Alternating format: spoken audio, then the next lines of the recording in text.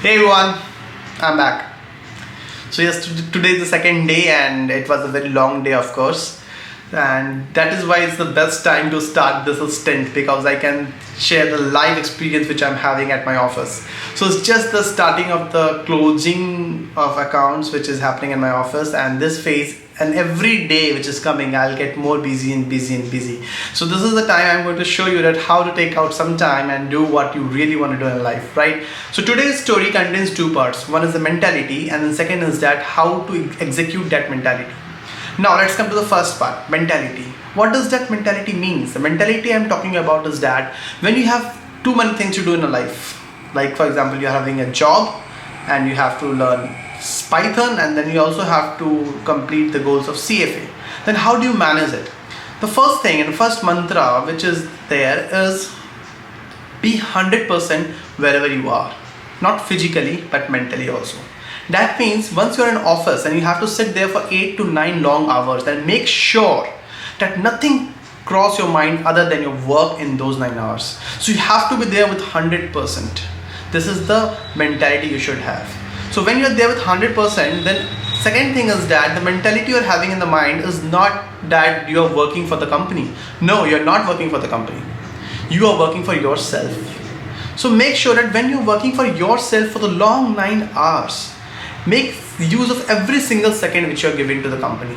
That means when you do something with your best 100%, then not only the company is being benefited, but it's you who's going to benefit yourself. It's the company in today's world is like an experiment lab where you can do your experiments, learn from it and grow yourself. Of course, the company will grow automatically when you're giving your honest and best effort to do that. So consider this as a lab and consider yourself as a student.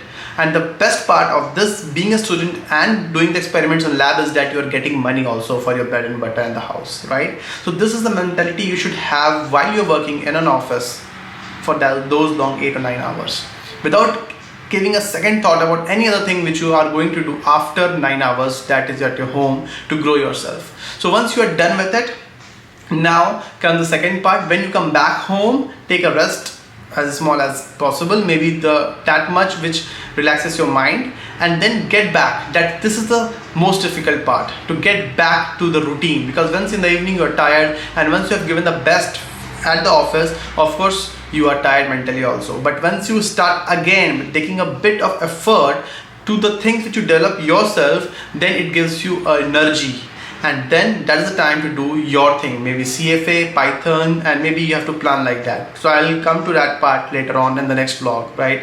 So this is the mentality you should carry on. Now execution. Once you know that your day is bad enough, right? You know that it's only 9 hours you have and you have to complete all the tasks into 9 hours, and then you have things to go back home and do. That means you cannot overlap things. Then you have to be focused at your work.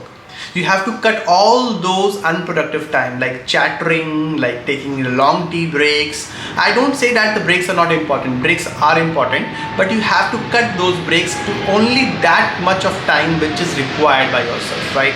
And a very small tip of you, I think getting up from your seat at every 1 hour is a very good health tip you should follow. So I think I use Apple Watch normally. So in Apple Watch it gives me indication that you have been sit for a long 1 hour, so you should get up for a minute and take a walk for a minute. But that works a lot and keeps you healthy and active also, right? So do that in 9 hours. So when you cut short all those unproductive time, then you realize that you are able to get a lot of tasks complete in a short span of time, or I would say shorter span of time, right? With this, let's see the next vlog, and I hope I can come again with you in front of you tomorrow with this chill.